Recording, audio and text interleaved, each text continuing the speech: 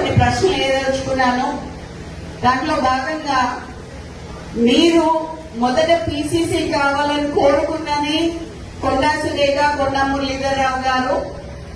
ఆ రోజు వారు మాట్లాడుతూ కొండా మురళీ గారి ఆదేశాల మేరకి కొండా సురేఖ గారు పిసిసి రేవంత్ రెడ్డి గారిని ప్రపోజ్ చేయడం జరిగింది. తర్వాత ఢిల్లీ స్థాయిలో కూడా ఆమె ప్రపోజ్ చేయడం జరిగింది. ఆ రోజు నువ్వు పిసిసి అయినాక ఫస్ట్ మొట్టమొదటిగా మా ఇంటికే వచ్చారు. వచ్చి నువ్వు అన్న మాట ఏంటంటే మా నాన్నతోని కొండా మురళి గారితోని అన్న 38 సీట్లు వచ్చినా 36 సీట్లు వచ్చినా నీకు ఎమ్మెల్సీ ఇస్తానన్నావు. అన్నవా లేదా అనేది మా కోటగండి మైసమ్మ దగ్గరికి రా, ఎల్లమ్మ దగ్గరికి రా, శక్తివంతమైన దేవత ఆడ నేను అనలేదని నువ్వు ప్రమాణం చేయి, అప్పుడు నేను చెప్తా. ఒక బీసీ బిడ్డకి, ఒక క్రౌడ్ పుల్లర్ కి ఎందుకు ఎమ్మెల్సీ ఇయ్యలేదు, ఎందుకు పదవి ఇయ్యలేదు అని నేను అడుగుతున్నా. ఈరోజు నిన్నొచ్చి ఈరోజు 21 ఏళ్లకే ఎమ్మెల్యే చేయాలి అని చెప్పి నేను అడుగుతా అని చెప్పి నువ్వు అన్నావు. మరి ఇప్పుడు డైపర్లు వేసుకొని ఇప్పుడే తిరుగుతలేడు ఆయన. నువ్వు నెక్స్ట్ 2 ఏళ్ళకి మళ్ళీ సీట్ ఇస్తానంటే ఏంటిది? ఎక్కడి నుంచి ఎక్కడికి పోతున్నామని అడుగుతున్నా నేను ఇవాళ. నువ్వు ఒకసారి ఒక మాట మాట్లాడుతావు, ఒకసారి ఒక మాట మాట్లాడుతావు. నువ్వు కొండా మురళికి ఎందుకు రాజకీయంగా ఆయన తోకదలుచుకున్నావు, బీసీలను తోకదలుచుకున్నావా? సరే, నేను అనుకున్నా లాస్ట్ టైం మాట్లాడినట్టు రెడ్ల కాంగ్రెస్ అనుకున్నా. అక్కడేమో సంగారెడ్డికి పోయినప్పుడు నిన్న అక్కడ జగ్గారెడ్డి గారికి ఏమో అధిష్టానం చెప్తుంది అని చెప్పిండు. ఇక్కడికి వచ్చేమో రేవంత్ ప్రకాష్ రెడ్డి టికెట్ ఆయనే ఇచ్చినట్టు చెప్తాడు. ఇక మన 119 నియోజకవర్గాలకు కూడా నువ్వే ఇయరాది అయిపోతుంది. ఏదైనా కాంగ్రెస్ లా గుర్తుపెట్టుకో, రేవంత్ రెడ్డి అధిష్టానం నిర్ణయిస్తుంది తప్పితే ఇక్కడ సీల్డ్ కవర్ సీఎం ఉందని తప్పితే సీఎం అనేది కొంచెం కాపాడుకోవాలనంటే కొంచెం నిబద్ధతతో ఉండాలి. ఈ రోజు మంత్రులకి ఇప్పుడు మా దగ్గరికే చాలా మంది బీసీ ఎమ్మెల్యేలు వచ్చినారు, మీరు అపాయింట్మెంట్ ఇవ్వట్లేదని చెప్పి. కొత్త ఎమ్మెల్యేలకి రిప్రజెంటేషన్స్ ఎక్కడ ఇవ్వాలన్నా కూడా తెలియట్లేదు. మంత్రులు ఏమైనా సంతకాలు అవుతున్నాయంటే అవి అవ్వట్లేదు. మీరేం చేస్తున్నారు? సరే, ఇప్పుడు వేమ నరేందర్ రెడ్డికి సలహాదారుడిగా మీరు ఇచ్చారు కదా. నేను అడగదలుచుకున్నది ఒకటే ఏంటంటే, మరి 3 ఏళ్లలో వేమ నరేందర్ రెడ్డికి ఏ సలహా ఇచ్చిండు నీకు?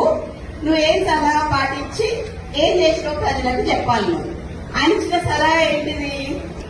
నీ తమ్ముడు ఒక షెల్ కంపెనీ పెడితే 200 కోట్ల ఆస్తి ఉన్న ల్యాండ్, గవర్నమెంట్ ల్యాండ్ నువ్వు దానదత్తం చేసావు నీ తమ్ముడికి.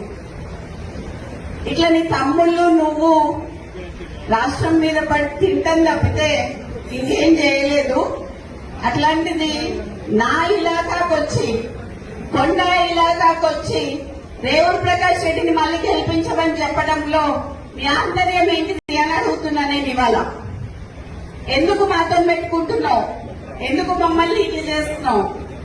మేము కాపతనోళ్ళమమ్మా, మాకు వ్యవసాయం వచ్చి కానీ ఊడిగం చేయటం రాదు. మేము పద్మశాలోళ్ళం, మాకు నేత నేయటం వచ్చి తప్పితే ఊడిగం చేయటం రాదు. మీలాగా బ్రోకరిజం చేసి ఇవన్నీ చేసుకుంటే మీ చుట్టూ తిరుగుతున్న వాళ్ళు ఎవరైతే ఉన్నారో తప్పుడు సంకేతాలు పోతున్నాయని చెప్పి చెప్తున్నా మీకు. ఈ రోజు నేను అందరి సమక్షంలో చెప్తున్నాను, అయ్యా రేవంత్ రెడ్డి, నువ్వు గాని రేవంత్ ప్రకాష్ రెడ్డి గాని వాళ్ళ తాత గాని వాళ్ళ అయ్య గాని ఎవరైనా గాని నేనే ఇక్కడ ఎమ్మెల్యేని, ఖచ్చితంగా నేనే నిల్చుంటా, నేనే గెలుస్తా. అర్థమైందా? ఈ సందర్భంగా నేను మీకు ఇక్కడ నుంచే చెప్తున్నా, నువ్వు ఇప్పుడు రాజీనామా చేయమని చెప్పు. ఇప్పుడు ఇద్దరం నిల్చున్నాము, ఎవరు గెలుస్తారో చూద్దాం. నువ్వు వచ్చి క్యాన్వసింగ్ చేయి, నువ్వు వచ్చి క్యాన్వసింగ్ చేయి రేవంత్ ప్రకాష్ రెడ్డికి. నేను ఇండిపెండెంట్ అయినా నిల్చుంటా. ఒకవేళ కాంగ్రెస్ పార్టీ టికెట్ ఇవ్వకపోతే ఎట్లయినా కూడా నేను గెలుస్తా అని చెప్తున్నా. ఈసారి పర్గాల్ ఎమ్మెల్యేగా నేను పోటీ చేస్తానని ఈ సందర్భంగా ఈ స్టేజ్ మీద నుంచి నేను మీకు అందరికీ చెప్తున్నా. ఇది గతంలో చెప్పినా, కానీ ఇవాళ నేను ఎందుకు చెప్తున్నా అంటే 2 ఏళ్లుగా గెలిపేయమని చెప్పి అసందర్భంగా మాట్లాడిండు కాబట్టి, అనవసరంగా నన్ను రెచ్చగొట్టిండు కాబట్టి నేను ఇలా రావాల్సి వచ్చింది, ఇంకా మాట్లాడాల్సి వచ్చింది. నీ ఇంకా బయటికి తీయాల్సిన చాలుంటే నువ్వు ఇంటెలిజెన్స్ రిపోర్ట్స్ తెప్పించుకొని ఇవాళ అందరు మా లీడర్లు అందరు ఇళ్ల దగ్గర పోలీసులను పెట్టావు. నువ్వు ఇంటెలిజెన్స్ రిపోర్ట్ తెప్పించుకొని ఎందుకంత భయం నీకు? నువ్వు మాట్లాడింది తప్పని నీకు కూడా తెలుసు కాబట్టి. కొండా మురళి మంచోడు కాబట్టి ఇప్పటి వరకు బయట మాట్లాడలేదు. కొండా సురేఖ మంచిది కాబట్టి మాట్లాడలేదు. చిత్తగట్ల కాదు. ఈ లోపల మరి ఆయనకి కొంచెం ఆరోగ్యం బాగాలేదు కదా, మరి ఎట్లుంటుందో చూద్దాం. మరి అప్పటి వరకు ఎలక్షన్ వరకు. సో ఇప్పుడు నేను కొంచెం చెప్తే అది బాగోదేమో కానీ, ఇప్పుడు డైపర్లు వేసుకున్న వాళ్ళకి వీళ్ళకి మాత్రం ఇస్తాను అంటున్నాడు కదా, అది మాత్రం కొంచెం తప్పని చెప్పి ఆయన ఇప్పటికే నడవలేకపోతున్నాడు, తిరగలేకపోతున్నాడు. ఈయన మరి వృద్ధునికి 80 ఏళ్ళు వచ్చేకి ఇస్తా అని చెప్పి అంటుంటే హాస్యాస్పదంగా అనిపించి మరి ఈ రోజు రావడం జరిగింది. ఈ రోజు ఈ తమ్ముందు ఒక 200 కోట్లది ఒకటే చెప్పిన, ఒకవేళ ఎవరైనా నాకు కౌంటర్ ఇచ్చిందనుకోండి మిగతా కూడా బయటికి తీయాల్సి వస్తుంది. సో ఎవరు కౌంటర్ ఇచ్చినా బయటికి తీసి సీతా దయాకర్ గారికి కూడా పదవి ఇచ్చినావు నువ్వు. సీతా దయాకర్ గారు ఏం చేసిందే పార్టీకి? అసలు ఎక్కడ పార్టీ ఆమె ఎక్కడి నుంచి వచ్చింది?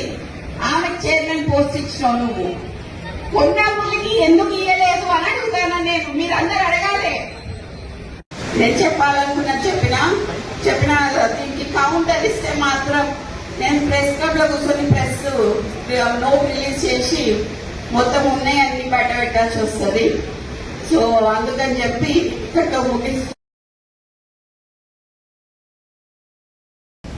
పిసిసి ఆడడానికి తిరిగిన దయాసాగర్ రావు గారిని గాని షబీర్ అలీ గారిని గాని అప్పుడు కార్లు ఎక్కించుకొని తిప్పినావు. ఇలా అట్లీస్ట్ వాళ్ళకి అపాయింట్మెంట్ అన్నా ఇస్తున్నావా నువ్వు అని అడుగుతున్నా నేను